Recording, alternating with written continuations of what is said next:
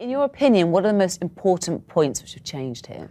Well, just remind ourselves, in the one corner you've got most, though not all, of Britain's political parties, and in the other you've got most, though not all, of Britain's newspapers. And basically the politicians today have made some gestures, important gestures in some cases, particularly the one about the costs of arbitration, which the regional and local newspapers were really worried they were going to get a flood of complaints, they were going to have to meet the cost of that. So there's been a sort of offer, a proposal on that.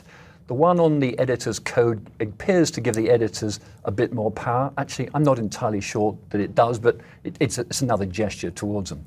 But is it enough to actually get them on side to sign up for, say, one single royal charter rather than rival ones?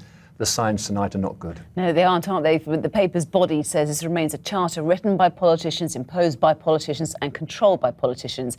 It's not been approved by any of the newspapers or magazines it seeks to regulate. I mean, are they making a fair point here? Well, it's difficult to see how politicians could not be involved if politicians want, and this is what they do want, to have some kind of guarantee. I don't think the politicians want to regulate the newspapers directly. What they want reassurance of is the way it will actually work. And the papers are saying, but actually even that means you've got a say in how we do it.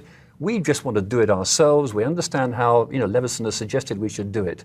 I think the important thing, though, is that we have got some people outside that newspaper camp, particularly The Guardian. We've seen the last few days vitriol between some of the newspapers and The Guardian, all about actually the Edward Snowden affair. But actually The Guardian is not in this camp, and it possibly, and The Independent also, they might just go their own way.